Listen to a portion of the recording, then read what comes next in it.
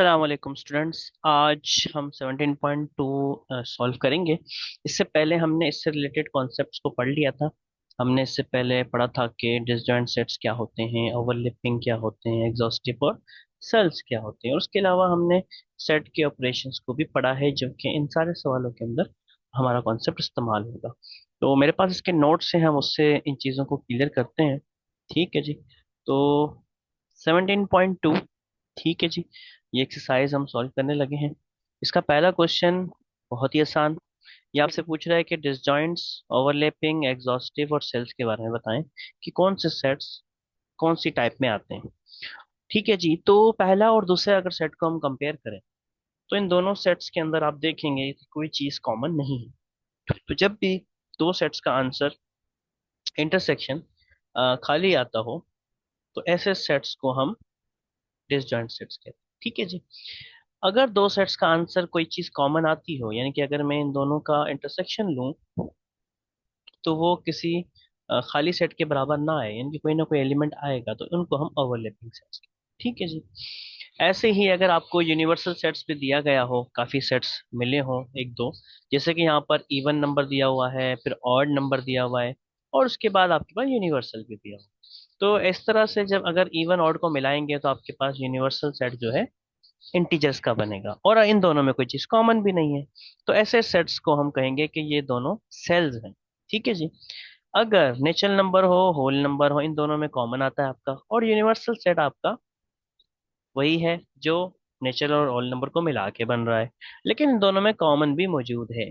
जब कॉमन ना हो दो सेट्स के अंदर, तो उनको सेल्स कहेंगे।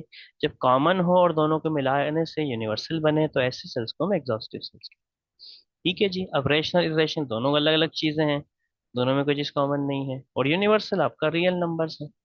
तो यानी कि रेशनल को इरेशनल से जब यूनियन करते हैं, तो आपके पास रियल नंबर्स मिलते हैं। ठीक है जी। तो इससे पता चलता है कि ये रेशनल इरेशनल नंबर्स क्या है, सेल में। ठीक है जी। क्वेश्चन नंबर 2 के अंदर हमारे पास ऑपरेशंस ऑफ सेट्स हैं। ठीक है जी। ऑपरेशंस हमने सारे पढ़ लिए थे। जैसे कि यहाँ पर पहला ऑपरेशन है यूनियन। आपको मालूम है कि यूनियन करने के लिए हम क्या करते हैं, दोनों के एलिमेंट्स को कंबाइन करके लिख देते हैं, और जो एक जैसे हो उनको एक ही बार लिखते हैं। तो यहाँ पर हमने देखा 1 2 3 4 5 6, यहाँ पर 2 4 6 8 10। 2 4 6 इसमें था, लेकिन इससे आगे 8 और 10 हमने और लिख दिया इसके अंदर, तो ये आपका यूनियन हो जाएगा।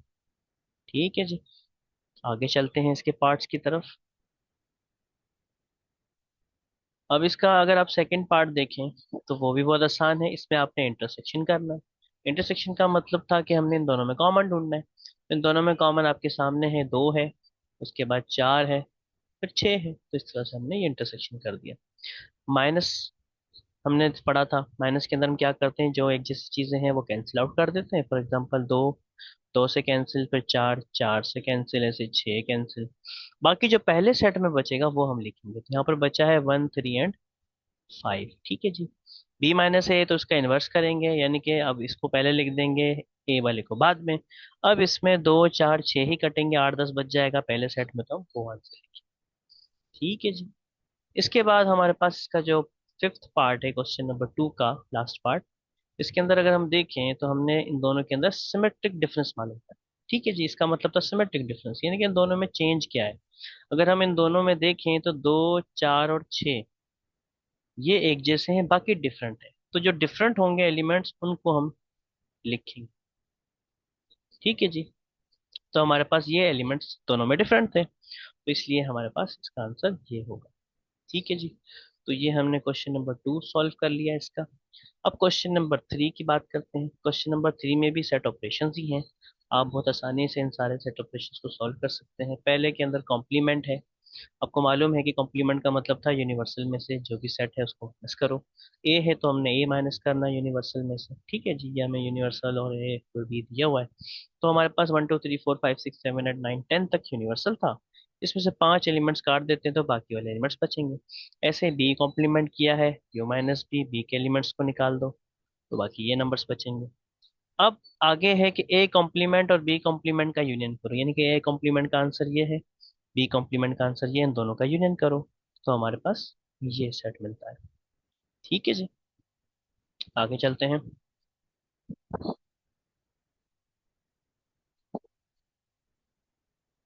जी, इसके फोर्थ पार्ट में अगर हम देखें तो इन दोनों का कॉम्प्लीमेंट करके हमने इंटरसेक्शन करना। तो ए कॉम्प्लीमेंट का आंसर ये था, बी कॉम्प्लीमेंट का आंसर ये था, इन दोनों का अब करना है इंटरसेक्शन। इन दोनों में जो चीज कॉमन होगी वो हम लिखेंगे, तो 6 8 10 इसमें कॉमन है। ठीक है जी, आगे चलते हैं। इसका आप फिफ्थ पार्ट देखें, तो फिफ्थ पार्ट में क्या लिखा हुआ है, ए यूनियन बी करके कॉम्प्लीमेंट कर। तो सबसे पहले ए यूनियन बी हमने निकाला था, हमारे पास ये आएगा। फिर इसका कॉम्प्लीमेंट यानी कि यूनिवर्सल में से ए यूनियन बी माइनस कर दो, तो हमारे पास आंसर बचेगा 6 8 और 10। ऐसे ही इंटरसेक्शन बी को कॉम्प्लीमेंट करना है, तो पहले इंटरसेक्शन बी निकालेंगे। ठीक है जी, आ गया 1 3 5, उसके बाद कॉम्प्लीमेंट कर देंगे तो U minus A intersection B, तो हमारे पास ये सेट आ जाएगा। ठीक है जी, अब इसका सेवेंथ पार्ट और एट पार्ट देख लें। सेवेंथ के अंदर हमने देखा कि ए कॉम्प्लीमेंट, उसके बाद symmetric difference B complement. A complement का आंसर ये है, बी कॉम्प्लीमेंट का आंसर हमारे पास ये आ गया। ठीक है जी, यू माइनस बी करके अब इन दोनों में से हमने देखना है कि कौन से एलिमेंट्स डिफरेंट है। तो 2 4 7 और 9 इसके अंदर डिफरेंट है। ठीक है जी, एट पार्ट को देखें। एट पार्ट के अंदर हमारे पास सिमेट्रिक डिफरेंस करने के बाद जो कॉम्प्लीमेंट है, सबसे पहले सिमेट्रिक डिफरेंस निकाला तो ये आया, आप कॉम्प्लीमेंट करेंगे तो हमारे पास 2 4 7 9 इसमें से कट जाएंगे, बाकी रिमेनिंग एलिमेंट्स हमारा आंसर है। ठीक है जी, आगे हम चलते हैं नाइन्थ एंड टेंथ पार्ट की तरफ। इसके अंदर आपके पास ए माइनस बी कॉम्प्लीमेंट, तो यानी कि हम बी कॉम्प्लीमेंट पहले निकालेंगे, तो यू माइनस बी का आंसर हमें मालूम है, 2 4 6 8 10 आएगा। और उसके बाद उसको ए में से माइनस कर देंगे, अगर इसमें से कोई चीज़ कॉमन है 2 और 4, तो माइनस हो जाएगी, बाकी 1 3 और 5 हमारे पास बच जाए। ऐसे ए कॉम्प्लीमेंट माइनस बी करना है, सबसे पहले ए कॉम्प्लीमेंट निकाला तो ये आ गया, माइनस बी करेंगे तो इसमें से कोई चीज़ कट रही है वो हम काट देंगे। आई थिंक इसमें से कुछ भी नहीं कट रहा, ये कट रहा है और 9 कट रहा है। ठीक है जी, इसके अलावा हमारे पास 6 8 और 10 बचे। ठीक है जी, 7 कट गया। तो इस तरीके से आपके 3 पार्ट्स कंप्लीट हो। ओके जी, बहुत आसान थे ये, क्योंकि हमने सेट ऑपरेशंस पढ़े हैं पिछली वीडियो में। अगर आप लोगों ने नहीं पढ़े तो वो भी पिछली वीडियोस को आप देख सकते हैं। क्वेश्चन 4 में भी सेम प्रोसेस चलेगा, बस यहाँ पर सेट बिल्डर फॉर्म में आपको सेट्स दिए हुए हैं, आपने इसको सेट बिल्डर फॉर्म से लिखना है टेबुलर फॉर्म में। अब जब आप इसको टेबुलर फॉर्म में लिखेंगे यूनिवर्सल को, आपको पता चलेगा कि यूनिवर्सल सेट्स कहाँ से लेकर कहाँ तक इसके एलिमेंट। ठीक है, यूनिवर्सल सेट के एलिमेंट देखो -4 से बड़े हैं और 6 से छोटे हैं, यानी कि अगर हम -3 -2 -1 0 फिर 1 2 3 4 5 और 6 से कम है तो इसका मतलब 6 नहीं है। तो इस तरह से यूनिवर्सल सेट लिख देंगे हम। ऐसे ही आप पी के एलिमेंट्स लिखेंगे। ठीक है जी, इवन नंबर्स है, इवन नंबर्स -4 से बड़ा यानी कि -2, फिर 0, फिर +2, ऐसे ही 4 आएगा, तो ये प्राइम पी हो गया। इसके बाद आपका क्यू है। क्यू उसने कहा है कि बिलोंग्स टू प्राइम नंबर्स, और प्राइम नंबर भी वो जो 6 से छोटे हों। तो 2 का प्राइम नंबर है, 3 आपका प्राइम नंबर है। ठीक है जी, ऐसे ही आपका 5 भी प्राइम। तो अब आपने इसके सेट ऑपरेशंस करने हैं। आपने लेफ्ट हैंड साइड को राइट हैंड साइड के बराबर। अगर मैं लेफ्ट हैंड साइड कंसिडर करता हूँ तो यहाँ पर है पी माइनस क्यू, पी में से क्यू को माइनस करेंगे तो 2 कैंसिल हो जाएगा, बाकी यहाँ पर -2 0 4 बचेगा। ऐसे ही अगर आप राइट हैंड साइड लेंगे तो पी इंटरसेक्शन क्यू कॉम्प्लीमेंट, सबसे पहले क्यू कॉम्प्लीमेंट करेंगे हम, यू माइनस क्यू। ठीक है जी, यू में से क्यू को माइनस करेंगे, 2 3 5 इसमें से कैंसिल, बाकी रिमेनिंग एलिमेंट्स आपका आंसर होंगे। अब उसको करना है क्या, पी के साथ इंटरसेक्शन। तो क्यू कॉम्प्लीमेंट को पी के साथ इंटरसेक्शन करते हैं तो इसमें कॉमन चीज आती है -2 और 0 और 4, तो -2 0 4। अब हम देखें लेफ्ट हैंड साइड बराबर है राइट हैंड साइड के, क्योंकि दोनों के आंसर सेम। तो इस तरीके से जो है आपके क्वेश्चन नंबर 4 के सारे पार्ट्स प्रूव होंगे। ठीक है जी, ऐसे ही क्यू माइनस पी करना है, क्यू माइनस पी किया तो आंसर ये आया। तो ये लेफ्ट हैंड साइड थे हमारे। ठीक है जी, ऐसे ही हम अब राइट हैंड साइड लेंगे। यहाँ U Q minus Q intersection P complement है, सबसे पहले की कॉम्प्लीमेंट निकालेंगे। पी कॉम्प्लीमेंट का आंसर हमारे पास क्या आया, ये। अब इसका इंटरसेक्शन कर दो तो दोनों में कॉमन है 3 और 5। ठीक है जी, थ्री कॉमन आ गया। तो ऐसे ही अगर लेफ्ट हैंड साइड का आंसर राइट हैंड साइड को देखें तो दोनों का बराबर है, हेंस प्रूफ हो जाए। ठीक है जी, ऐसे ही हम आगे चलते हैं थर्ड पार्ट की तरफ। थर्ड पार्ट में भी यही करना है आपको। P union Q all complement, यानी कि पी यूनियन क्यू करो पहले, उसके बाद हमारे पास कॉम्प्लीमेंट निकालना है तो हमारे पास कॉम्प्लीमेंट आ जाए। उसके बाद राइट हैंड साइड हमने लेनी है, उसमें पी कॉम्प्लीमेंट पहले होगा, क्यू कॉम्प्लीमेंट भी पहले होगा, उसके बाद हम दोनों का करेंगे इंटरसेक्शन। ठीक है जी, थोड़ा काम लेंदी है लेकिन बहुत आसान कॉन्सेप्ट। इस तरीके से आपके पास लेफ्ट हैंड साइड का आंसर बराबर हो जाएगा राइट हैंड साइड। ठीक है जी। फोर्थ पार्ट भी आपने ऐसे ही करना है, सेम प्रोसेस होगा। ठीक है जी। क्वेश्चन नंबर 5 को हम देख लेते हैं। इसमें सेम बात है लेकिन यहाँ पर सेट बिल्डर फार्म में थोड़े से आपको कॉम्प्लेक्स तरीके से थोड़ा सेट दिया हुआ है, लेकिन आसान चीज। आपको कहा गया है कि एक सेट है जो बिलोंग करता है नेचुरल नंबर से, लेकिन उसके सारे एलिमेंट डबल है। नेचुरल नंबर में आपको पता है 1 से शुरू होता है ना, 1 2। अगर इसका डबल कर दे तो 2 4 6 8 होगा। ठीक है जी। ऐसे बी है वो 3 टाइम्स है, यानी 3 6 9 12। जो सी है वो 4 टाइम्स है, यानी कि आपको मिलेगा सी कैसे, मतलब कि 4, 4 के बाद 4 2 8, 4 3 12, 4 4 16, इस तरीके से 4 का टेबल चलता जाए। तो अगर मैं ए और बी का इंटरसेक्शन करूंगा तो जाहिर है वो एलिमेंट्स आएंगे जो इन दोनों में कॉमन हो। तो वो हमारे पास सबसे पहला 6 होगा, ठीक है ना।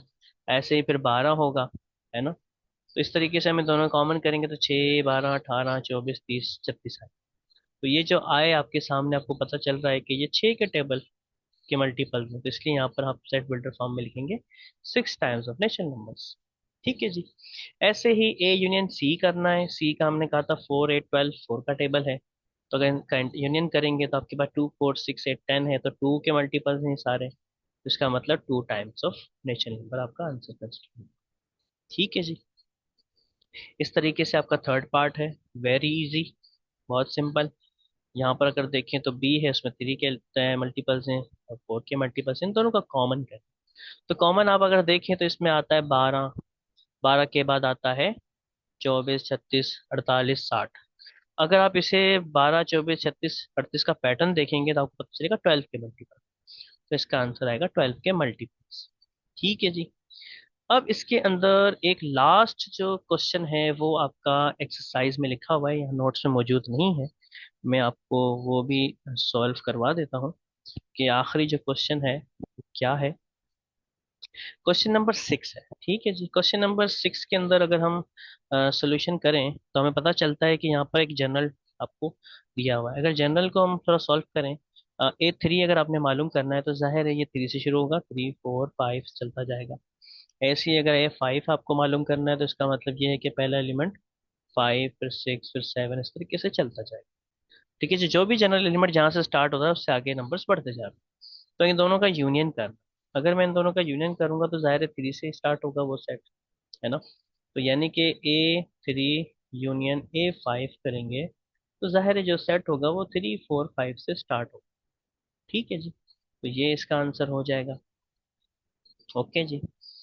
आगे अगर हम इन दोनों का 7 और 11 का यूनियन करेंगे तो आपको मालूम पड़ गया है कि इसका आंसर A7 होगा। ठीक है जी। इसका आंसर हम A3 लिख सकते हैं।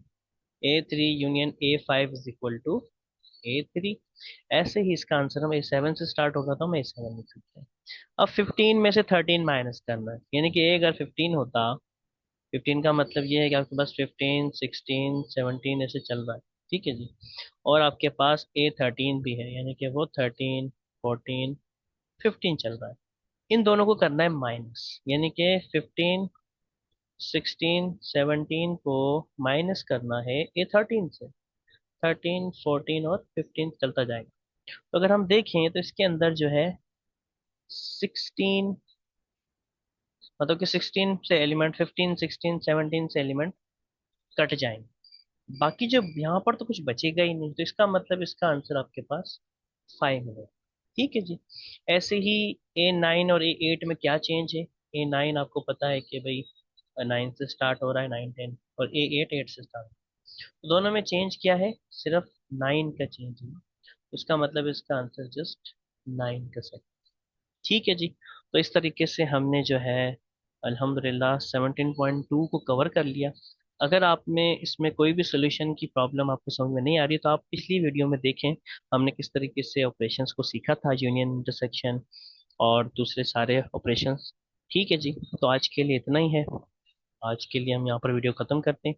इंशाल्लाह नेक्स्ट वीडियो में हम नेक्स्ट टॉपिक्स के साथ हाजिर होंगे। आज के लिए इतना ही। Take care. अल्लाह हाफिज।